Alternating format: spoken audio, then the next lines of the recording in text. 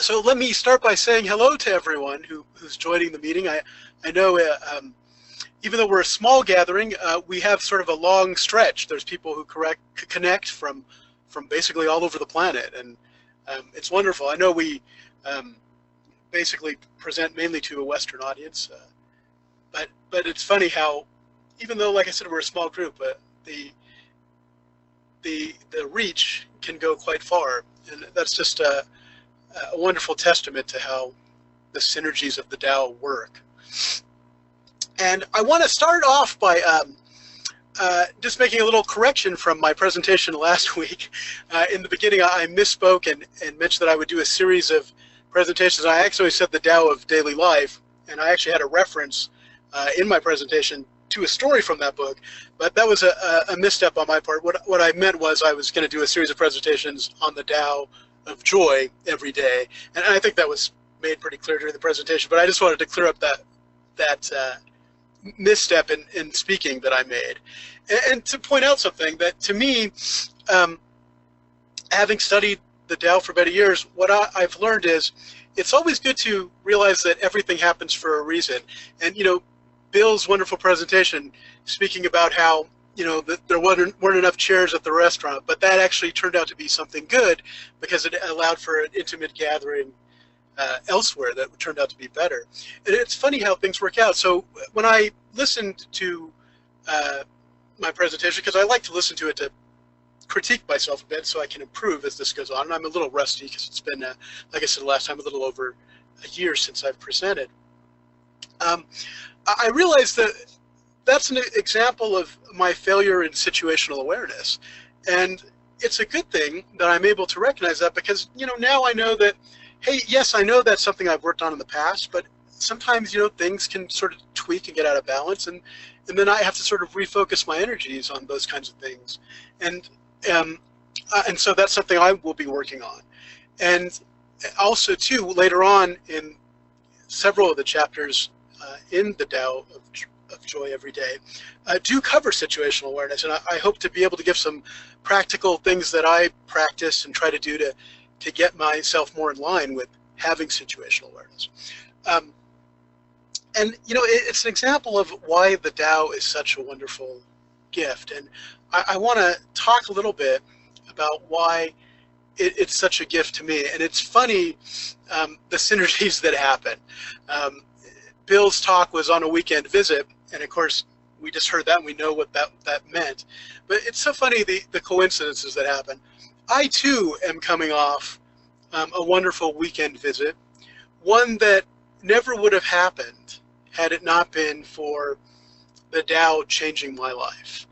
And that was a wonderful visit with my older sister. She and her husband came and visited from Utah, and I took Friday off, and they left Saturday, but we were able to have breakfast together before they left for their plane.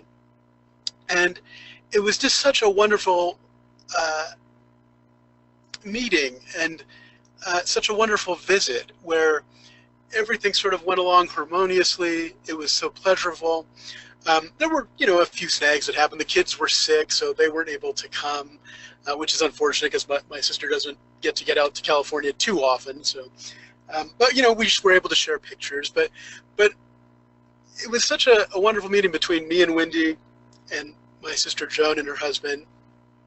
And I owe that wonderful relationship to the teachings of the Tao because, as my journey in life has become, I was raised Catholic and I went to Catholic school for 12 years and I was very into Catholicism at one point. But then as I grew older and went through college and grew up, my approach became more secular and I became very much an atheist.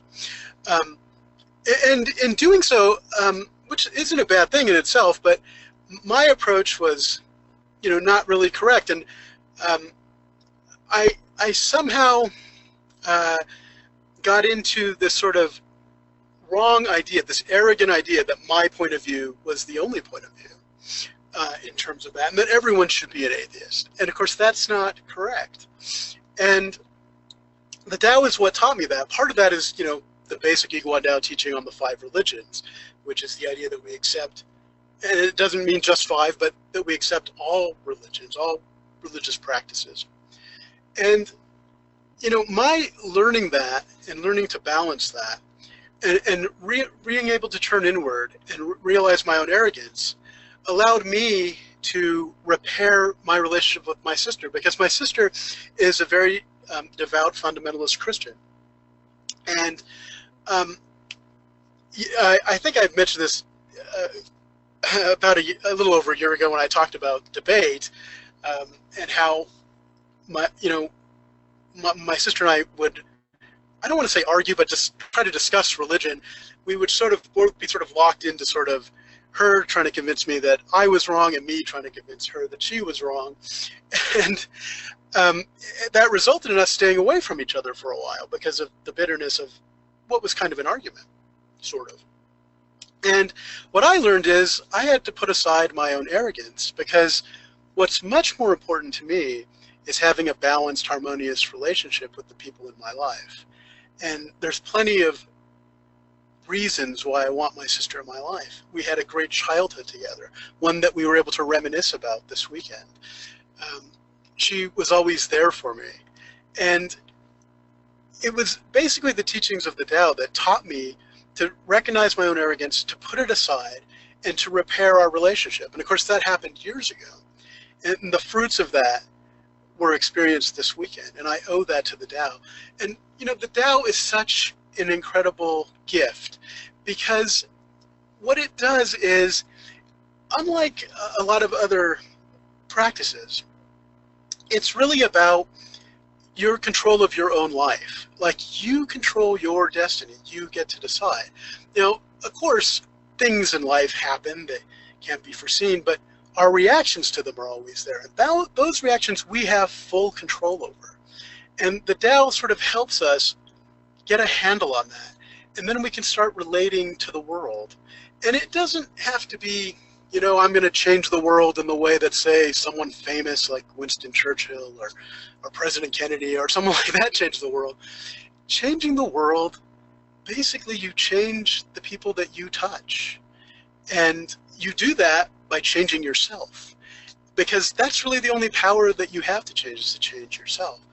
And the other wonderful thing about the Tao is that it's all about balance. It really is sort of about every facet of your life, whether it's physical, whether it's your mental thinking, whether it's your spiritual practice. All of it sort of focuses on getting it just right. I'm sure many of us remember, there's a story, I think it's in the Tao of Daily Life, about the wheel maker, and how the wheel maker talks about how you have to get it just right. If you make it too loose, you know, the wheel will fall apart. If you make it too tight, the wheel will crack. And so it's about having balance and getting it just right, not too much, not too little. And that sort of comes with practice, and it's something that we constantly work at. And balance is so important because it touches every aspect of our lives, and that's really what my presentation today is going to be about. It's going to be about balance. And you know, when I think of balance, one of the things I think about, a cultural reference to, is the Karate Kid, the first movie. And when Mr. Miyagi is out on the lake, and he has Danielson up on he's standing on the edge of the boat and practicing the karate moves, and he's teaching him, you know, physical balance. And then later on in the movie, I think it's on Danielson's birthday, where he gives him the car, and he talks about, you know, remember the lesson about balance. He goes, it's not just about karate, it's about your entire life. It's about every aspect of your life. And that truly is the case. The Tao has a way of touching every sphere of your life when you do your best to sincerely cultivate it. And I've experienced so much joy in transforming myself, because I needed a lot of work, and I'll talk a little bit about that when I get into the presentation, of ways, you know, missteps that I made along the way in life because of the things that came up and how I mishandled it. And it wasn't really till 10 years ago, even 2 years before I came to the temple, where I started studying the Tao, pouring through Taoism.net, reading all of Derek's stories and all of his commentary, and the commentaries of other people who who are also, their work is on that website too, whether it's Carmen, who used to give wonderful presentations, or Bill's, many of Bill's writings are there, and also there's other people who have contributed that you can access, and those teachings have been so helpful in transforming my life for the better. And I'm just so grateful to have it. You know, it's funny when you, I remember hearing the Dalai Lama talk once, and he was saying how all religions are good. They teach, you know, good things, how to live your life. And he goes, but if you asked me, you know, what's the best religion, I would say Buddhism would be the best. And of course, in his case, it would be Tibetan Buddhism. And I know what he says. I have learned to have an appreciation of all religions, in that I can focus now on the similarities of what they're trying to teach. And I might say, you know, I'd probably put it differently, but nonetheless, I know what they're trying to say. And I no longer get upset or feel an emotional reaction when I hear differing points of view, because the Tao really sort of builds compassion in us and understanding for other people and to relating to them. And so if you ask me, like, what's the best religion? Of course, I'm going to say Iguan Tao. I think it's the best. Certainly, it's the best for me, and I know it's the best for others. But part of it is, of course, having compassion for everyone and getting along, regardless of what we call the spiritual practice. So having said all that, I'm going to now sort of jump in a bit into today's presentation, the Tao of Yin and Yang, which of course is chapter 2 from the Tao of Joy Every Day. And the subtitle of the presentation is The Ultimate Balance. And let me just jump right into it here. Bring up the first slide. So I want to start with chapter 42 of the Tao Te Ching. Tao produces one, one produces two, two produce three, three produce myriad things backed by yin and embracing yang achieve harmony by integrating their energy. And it really is true. These two energies have a lot to do with our lives. Whether or not they're in balance affects how our lives unfold. And the nice thing about it is, like I said, with the Tao, it's all about you controlling your own destiny through the practice, through the alignment of what's there in nature. And so we'll go into it a little bit. I'm just going to auto-hide this part so I can see everything a little better. Yin is the internal energy, often referred to as the feminine energy or the dark energy. I'll have a little bit to say about that in a second. And then, of course, Yang is the external energy, often referred to as the masculine energy or the light energy. So the first thing I want to clear up is that there not be any idea that somehow, you know, dark energy is bad and light energy is good. You know, almost it's like, you know, the Jedis versus the dark side. It's not like that. Dark energy is not meant to be a negative connotation. And certainly there's nothing supposed to be sexist about this at all either. The idea being that in the Tao, it's not so much that we sort of put aside things of good and bad, and we see the original nature of things, the Buddha nature in other people.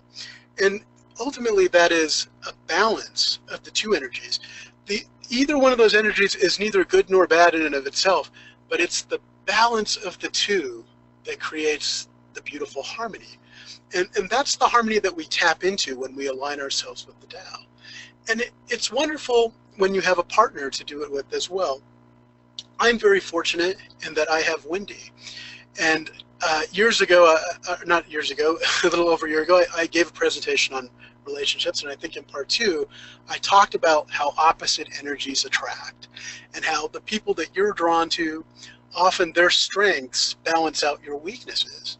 And similarly, your strengths will balance out theirs, and so a natural harmony unfolds. And that's really the way the Tao works. It moves towards balance and towards harmony by balancing those two yin and yang energies, yin and yang energies. Now, ideally, we want to be grounded in the yin principle of humility, quietness, tranquility.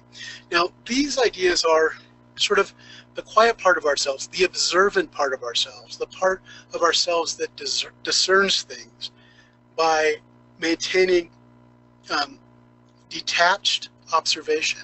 And what I mean by detached is to see it clearly without the emotions, to learn to sort of recognize your emotions rising and letting them take a back seat so that you have a clear view of, really what is the true nature of reality, what is really there. Because, oftentimes perceptions and emotions, they vary from person to person, and they can skew the actual view of what's going on, and that, of course, can throw you out of balance as well. And so um, that part of the energy is the quiet observer. And it's funny, when you practice actively being quiet and being observant, what you'll find is another aspect of yourself will come out, and that's intuition. Intuition tends to get stronger. And it's funny, it's just sort of an idea that, and I can describe it as, it's a calm energy of knowing that you're right, without any arrogance or doubt, or without any fear, or without any wishful thinking involved. And that develops when you strive towards having balance and embracing the yin side of the equation of the Tao. Now, let me just start again from the beginning so I can get to the second part. Ideally, we want to be grounded in the yin principle of humility, quietness, and tranquility, while embracing the yang principle of advancement, achievement, and progression. And of course, that's the other energy that is a more active energy that involves sort of the things that we do in life. And of course, it's so important to have it balanced with the yin so that it's not too much, so that there's a time to speak and a time to be quiet, and wisdom sort of tells you which is required, and having an awareness of where you are in your own progression as far as how you are in terms of how balanced are you at the moment that a decision is made as to whether something should be said, or maybe it's best to have the wisdom to remain quiet here. So when we have the balance of these two energies in our lives, we experience the kind of days where everything falls into place in a seemingly effortless way. And, I experienced that this weekend. There's some hurdles that sort of came up. Like I said, the children were sick. My sister is wheelchair bound, so there's kind of issues with that. And so I didn't know how all those things were going to come together. We sort of had to sort of figure it out on the fly. But it was one of those days where harmony just sort of dictated how it went. And we ended up having two wonderful, well, really a wonderful day and a half with both of them. And things sort of fell into place in the way that, like Bill said, you go out and you try to make a plan of how things are going to go. But, sometimes you have to be flexible and adjust. And when you have these energies in balance, those flexibilities come quite naturally. And it's a wonderful thing that happens. Let me just advance the slider. Now, by contrast, when these energies are out of balance, we experience stress and strife in our lives. And I know, having lived a life that was tremendously out of balance for a long time, that life is hard when you're out of balance. And of course, there are reasons. I mean, one of the things I will share with you is that for years, I was an absolute workaholic. And the reason why I had become that way is I was escaping from a misery and a pain that I had to deal with. And that, of course, for me, was the loss of my son. And, until I faced that and dealt with it in a healthy way, in a balanced way, I wasn't able to proceed forward with my life in a healthy, positive way. My energies had become totally out of balance. And, there's a price to pay for being out of balance. I won't say it's the only factor that caused the destruction of my first marriage, but unfortunately, it was definitely one of the factors that ended that relationship. Well, I shouldn't say it ended. We actually have a very harmonious relationship. It's just, unfortunately, for both of us, it ended. And we were both out of balance, frankly. As I look back on it, hindsight is 20/20. If I had to relive my first marriage, things would be different because I'm different. I've learned things. I've embraced the Tao and have learned so much And so, but you know, you have to live in the moment and make the best of what's in front of you. You can't change the past. You can learn from it though, and that's something I'm grateful for. I'm actually grateful for my past, though it's been hard. I'm glad that I have had the experiences I had, because they helped make me the person that I am today. So one of the things that I want to do in these presentations is do my best to sort of give practical steps for achieving balance. And so, oops, hang on, sorry. So one of the things when your goal is to sort of have more balance is you have to assess your life. And you can do that by sort of turning inward and asking yourself questions. Questions with honest answers can really help you see where you are. So one question you might ask is, do you feel physically exhausted? That might be a sign that physically you're out of balance. Do we feel mentally stagnant? I think we've all experienced this from time to time. I know in my career, oftentimes, you know, a lot of my career involves a lot of mental thinking, and there are times when I just hit a wall, and you know, it's tough to get over things. And I realize it's because I'm out of balance, and I usually am able to make the adjustments. And once I've made those adjustments, it's funny how the answers come. The problem that seemed insoluble, suddenly the solution is, oh, there it is. It's like, how did I not see that before? It's like, well, because you're out of balance. So do we feel our relationships lack closeness? This is something that is so important to pay attention to, because if you feel a lack of intimacy or a lack of closeness, that's a surefire sign that something in your life is out of balance. Would we call ourselves workaholics? And of course, there was a time when I had to answer this question. First of all, I had to know to ask the question. And once I got to that position, I had to answer that question honestly. Am I a workaholic? Am I using being busy as an escape from the things that I need to deal with and focus on? And you know, my answer was yes, that's true. And it's not to be confused with having a full and active schedule. There's nothing wrong with that.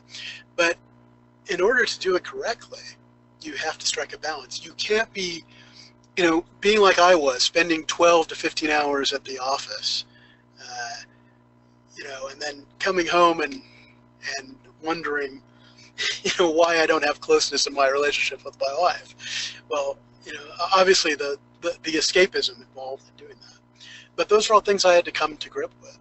But like I said, it's not about not having an active and full schedule, because I know many of us do, and we do it carefully and we do it in balance, and it's possible to do that. But you'd have to understand your motivations and what you're doing. Do we fail to spend any time on our spiritual practice? You know, this is a big one. You know, sometimes in life we tend to focus on the physical, the mental, you know, our relationships, work, our career, and we forget about that time. And I'll sort of say it's sort of time with yourself and getting yourself quiet, and sort of learning to let your thoughts and emotions settle down and to see what's really there. And of course, that is a key part of balance, is spiritual, you know, the part of your life that where your spiritual practice is. It's important for that to be in balance as well. So if we answer yes to these questions, chances are we're out of balance in some way. And, you know, it's okay to be out of balance. The important thing is that you recognize it, and that it doesn't necessarily take a giant sweeping change to get yourself out of balance. In fact, trying to do something like that will probably get you more out of balance. The key is just to focus on what it is that's making you out of balance that you can recognize, and what you can do to correct it. So that brings us to step 2 of our practical steps for achieving balance, and that's coming up with a plan and putting it into action. So I'm going to sort of break this down, although I will say this before I get into the presentation part of the slide. I just want to share something that I didn't put in my materials here, but that was a real lesson for me in balance, and that was detachment from material things. Now, it's funny, you know, Derek has talked many times about clutter and how clutter is actually a bad thing. In my case, it was really hard to recognize because I've always been sort of a very organized person. And as a result, I had, a massive library, but it was always neatly arranged. And I used to collect chess sets, which was usually collecting as a not beneficial. and the other thing is I used to have these massive train sets that I used to focus on quite a bit. And so when I first started studying the Tao, I realized, here I have all these books that I've already read. The chances are that I'd ever read them again are slim. And this was, of course, before libraries became digital, which is wonderful. But what I basically did was I detached from those things, and so not overnight, but slowly. I donated my books to donated my library to an organization. I no longer, when I moved, or changed living situations or whatever, I never had to pack up tons of heavy boxes of books because I had detached from that. I had let that go. Same thing with my chess set collection. I've always loved chess and an appreciation for the game. But what I did was I ended up giving those chess sets away to friends who were like-minded on the subject of chess. And so I gave all those away. And at this point in my life with my train sets, I had younger nieces and nephews who were starting to have families of their own. So I gave away my train sets to them for their children to enjoy, because I no longer needed that anymore. It was a fine distraction in some of those things, but I had let go of that. And so, and that was an example of being out of balance. If you walk into someone's house and it's full of clutter, and it's full of things where it's just too much, you realize that's a form of being out of balance. And that actually is one of the easiest things to clear up. The other things I'm going to talk about are a little harder. So let me get back into the presentation here. So physical exhaustion often results from lack of exercise. So it's counterintuitive to think this way, because you think, gosh, I'm tired. I'm going to be more exhausted if I exercise. But often it's true. People who live sedentary lifestyles, especially if you work in an office like I do, it's very easy to get physically out of balance, to just not be taking in enough exercise. And as I said, it doesn't take some massive change. It's not like you have to start running 10 miles a day. It could be as simple as taking short walks on your breaks and your lunch breaks. And I'm very fortunate that I have fellow coworkers who help me with this, and we walk together. We have a little walking group that we have at work that's wonderful. Mental stagnation. I talked about this, hitting a wall as a programmer sometimes. That does happen. Often results from lack of mental exercise. Just a practical thing, you could consider spending a few minutes a day working on a jigsaw puzzle. Or if you're not into jigsaw puzzles like I am, there's crossword puzzles. You could maybe read some new information, reading a book a little bit each day, or listening to books if you prefer to listen. So those are ways of sort of getting your mind going, similar to the physical exhaustion where you have a lack of exercise. The same thing can happen with your brain. A lack of engagement, a lack of exercise of your brain can also develop an imbalance in your mental states. And then, of course, this is the big one, lack of closeness in our relationships. One of the things we can do is we can focus on listening to others with our full and complete attention. And I have to say, this one will change your life. And, you start with the people you most love and like, but eventually you learn to do it in all aspects of your life. And it is funny how it changes your life. I'm a big believer in never giving advice when it's unsolicited. Even sometimes when I say, I'd really love to tell this person this because I think it might help them, I've learned to not do that. But what I've noticed is, by working over the years to make myself a better listener, people tend to come to me and ask for advice.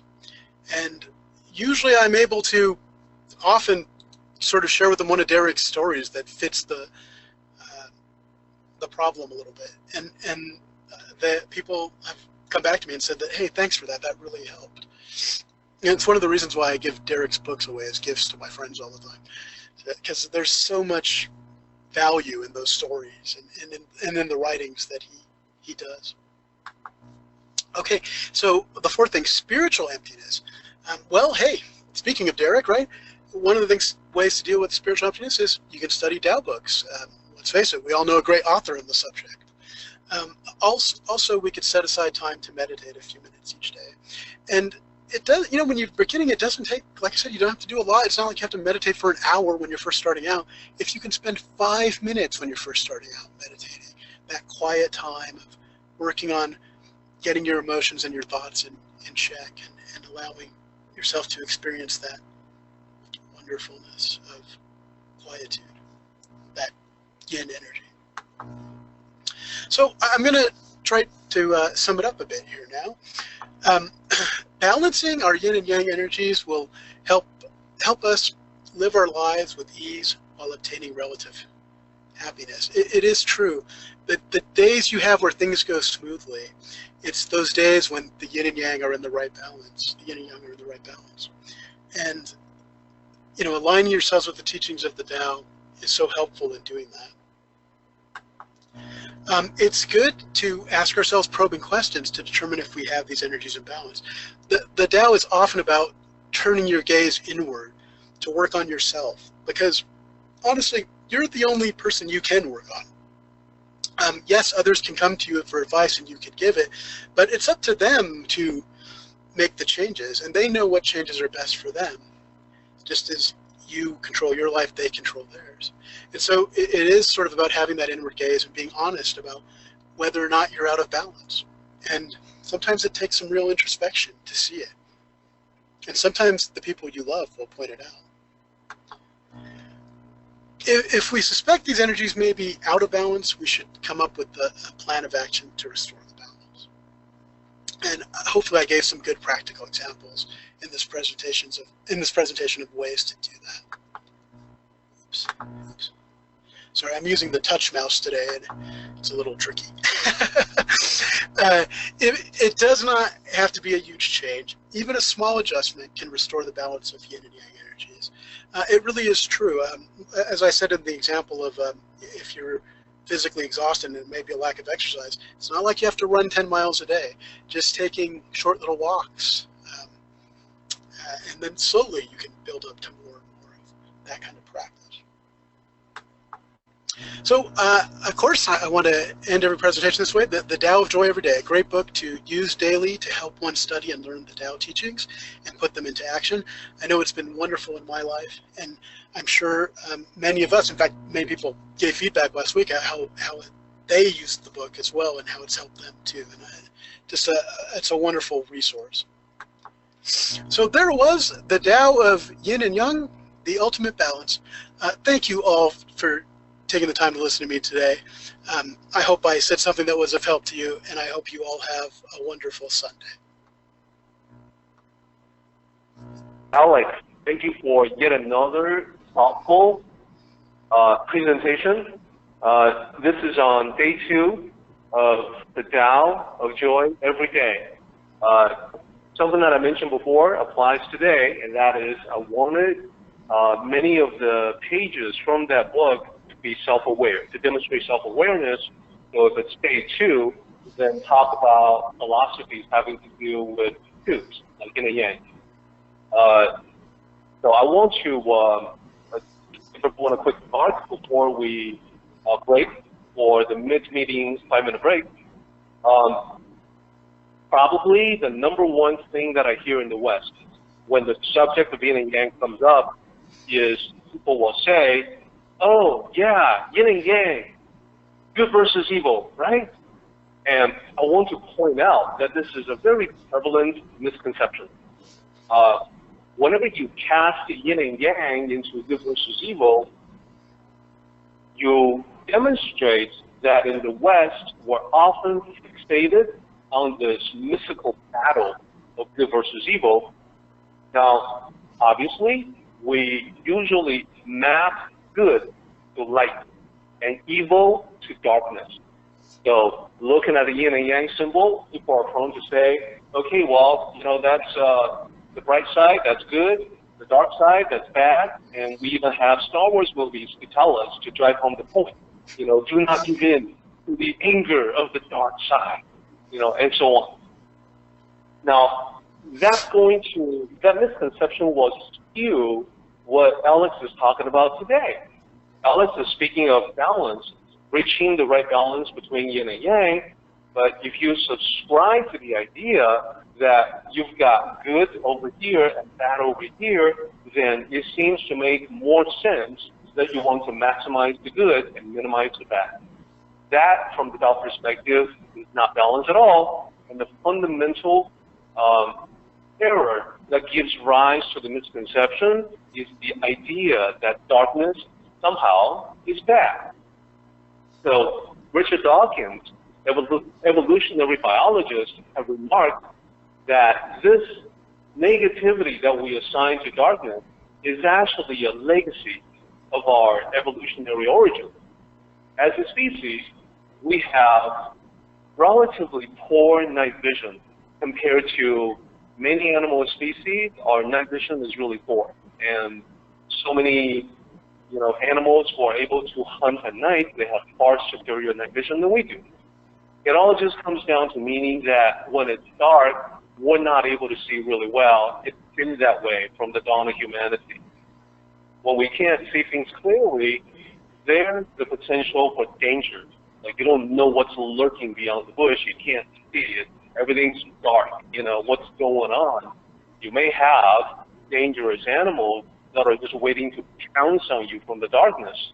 So that fear, for your life, fear against injury translates into this overwhelming feeling of negativity, of fear, of revulsion, of avoidance.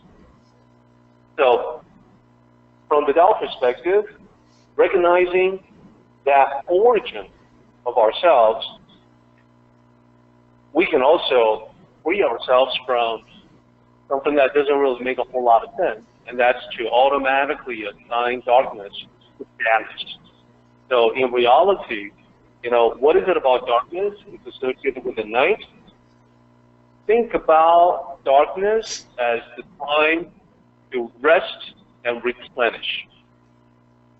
Think about when you've had a good night's sleep. You wake up feeling absolutely fantastic. You are fully rested, you are relaxed, but also at the same time energized and ready to take on the world. What better feeling is there? So, is the darkness bad? No, it's actually very good. I enjoyed it. So it's the same thing that we're talking about here, yin and yang. If you want to put good and evil into it, there's good yang, there's bad yang, and then there's also good yin and bad yin, and so on. So the enumeration, the permutation multiply themselves out, which is how we have Bakuan. That goes to 8, which is power of 2, and it goes beyond that to 64, also a power of 2. So it's basically 2 multiplied by itself over and over again. So, Alex, I want to convey feedback from Carolyn. Thank you, Alex. Wonderful insights as usual. And I also want to add that, when you talk about your background, actually, Alex, reminds me of a book called Scotland by Dan Barker. When you were talking about your own background, atheism, and your sister, with her fundamental Christianity, it reminds me of that book by Dan Barker because he's an evangelical preacher who decided to become an atheist. So in his background, there's those elements. There's the elements of very deep devoted belief, but also what ends up in his case is, of course, unbelief. And also, not to make your head too big, Alex, but Dan Barker he's a brilliant guy, and his mental brilliance kind of reminds me of you. But I will say that you are wiser than he is because you've taken the Tao teachings to heart, and unlike him, you don't go around challenging religious people to debate. So, good for you. Oh, not anymore, anyway.